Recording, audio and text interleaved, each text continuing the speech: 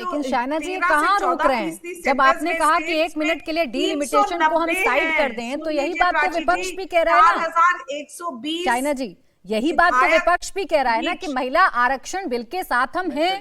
2023 में हमने पास करवाया सरकार का हाथ पकड़ के, हमने पूरा समर्थन दिया, लेकिन जब शर्तें लगाई जाएंगी और सरकार की नीयत पर शक होगा तो विपक्ष साथ नहीं देगा। नीयत में शक नहीं, बल्कि मैं तो कहूंगी इनके प्रति नीति, नियत, नाटक तीनों वो कर रहे हैं और पूरी देश की जनता देख रही है।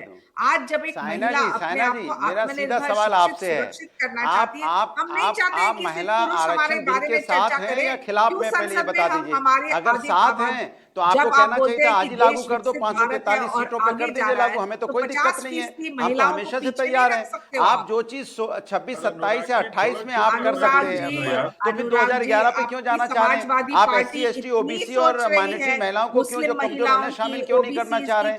इसके मतलब आपकी मंशा पे शंका हो रही है ना देश की जनता को कि आप महिलाओं के प्रति आप जरा सा भी कोई सीरियस नहीं है।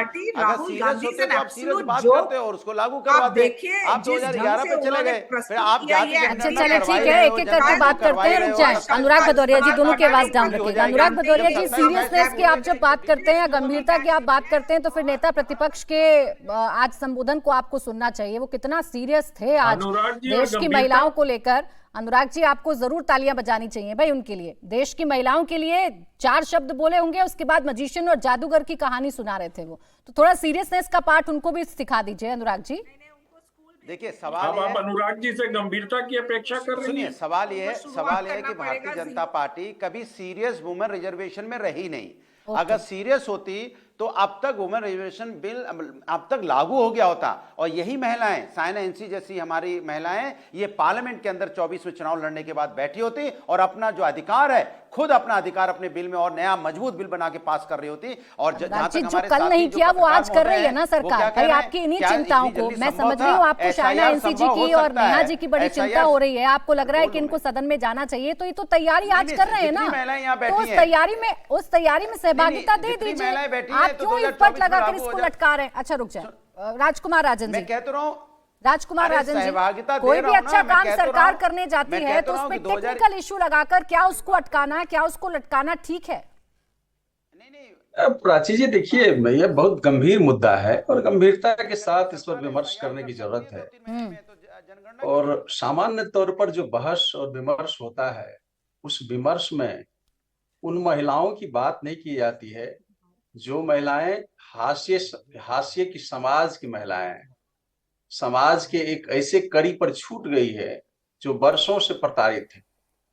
जाहिर है कि महिला आरक्षण को लेकर जो सत्ता पक्ष अभी अपनी बादशाहत जमा रही है और कह रहे हैं कि मैं महिला आरक्षण लाना चाहता हूं।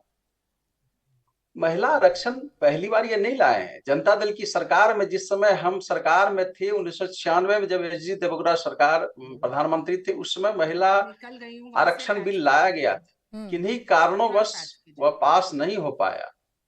लेकिन आज जो महिला बिल बीजेपी सत्ता पक्ष लाना चाहती है, दरअसल वह राजनीतिक रूप से राजनीतिक आरक्षण चाहती है। वह महिला आरक्षण के समर्थन में नहीं है। अगर महिला आरक्षण के समर्थन में है तो कौन उसे रोक सकता है? 2023 में पास हो चुका है, आप लागू कर देते। उसमें परिसीमन को जोड़ने की क्या कवायद थी? परिसीमन की जरूरत क्या थी? आज आप लागू कर दिए, सारा का सारा विपक्ष आपके साथ है, लेकिन नहीं करना है, उसमें परिसीमन जोड़ना है। दूसरी बात, अगर सेंसस की बात आती है तो 2011 को आप क्यों जोड़ना चाहते हैं? आप सीधा सेंसस कराते, उसके बाद लागू करते नहीं।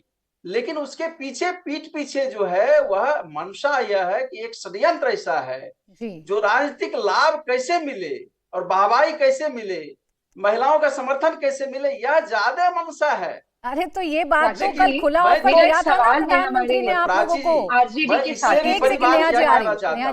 भाई ये तो खुला ऑफर कल प्रधानमंत्री ने दिया था आप लोगों को। वो तो क्रेडिट का ब्लैंक चेक दे ही रहे थे आपको, कह तो रहे हैं कि क्रेडिट ले लीजिए भैया।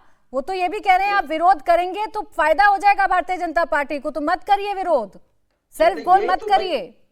यही तो मैं कह रहा हूं, क्या भारतीय महिलाओं की आर्थिक राजनीतिक हैसियत क्या एक समान है?